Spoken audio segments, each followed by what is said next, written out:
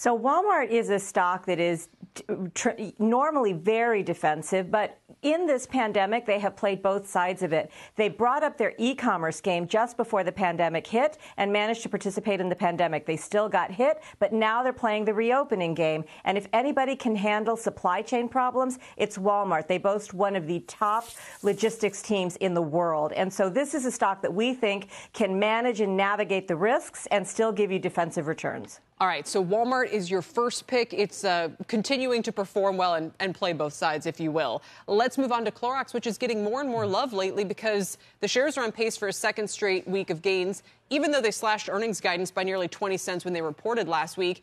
And the yield, that's where it's our D for dividend. That's what you like here?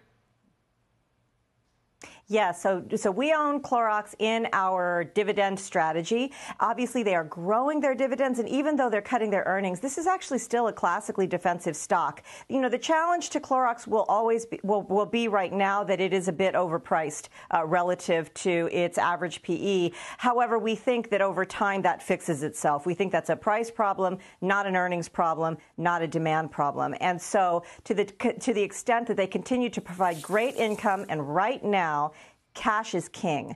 Cash is what you need in this kind of an environment. That's really where you need to be. Quick follow-up to that. There are obviously a lot of dividend ETFs out there. Would you ever recommend a broad-based strategy like that for income as opposed to an individual name? So you can do a broad-based strategy, but in a time like this, you have to be careful of what kind of dividend strategy you're leaning into, because there are high-yield dividend strategies, which tend to buy as things go down, so they tend to be very value-oriented. And then there are dividend growers, which actually participate in growthier names that also have high dividend and robust earnings. Right now, we think you need to lean into quality. So we think that, you know, just playing the cheap names and buying the dividend yield is not a great strategy right now, even though value is performing. We think quality is what's going to persist over time as we get through the rate hikes. It's like the Munger thing. You want to pay a good price for a great business right now instead of a great price for a good one. All right, let's move along to Nvidia, which is actually up nicely today. It was about 10% at last check. It's having its best day since November, but it's been a really tough few months. The stock's like 50% off the highs. Why is this a great entry point? So Nvidia is in the semiconductor industry, and it's supporting trends like cloud trends that are just not going away.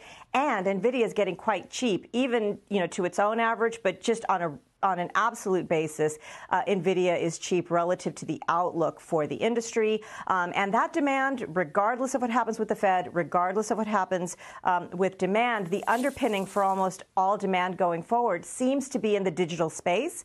And that digital space is reliant on the cloud. That's reliant on semiconductors. And Nvidia is easily the top player in the market right now. And we think, back to our quality theme, you want to own quality. This is the kind of name that will make it through the rapids that they're paddling through. Yeah, and one of the names leading the NASDAQ higher today as the whole sector tries to mount a turnaround. All right, let's get to this name that you're bailing on today, and it's not an equity. It's a Bitcoin. Why are you bailing on Bitcoin here? And have you ever been a bull on Bitcoin? I'm curious about the backstory here. Okay, that's a good question, Kelly. I've never been a bull on Bitcoin. However, I do understand that we will endure at some point a transition into a digital economy, and that digital economy is going to be composed of other ways of transacting. The problem I see with Bitcoin is Bitcoin was so highly overpriced by hype, but just also by excess liquidity. And that excess liquidity is going away, and along with it, with the help of momentum, all of the hype. And so it just makes it extremely vulnerable. Right now, I see Bitcoin as that excess receptacle for excess liquidity. And as that liquidity goes away, the Bitcoin story just goes down the drain with it. And Michael Darda separately today wrote a client note warning people that gold could fall another $500 an ounce in price because of what he says are rising real rates. So it's a headwind for crypto, a potentially headwind for gold or anything else that doesn't pay interest. And I'm curious if you would also be bearish on the precious metals.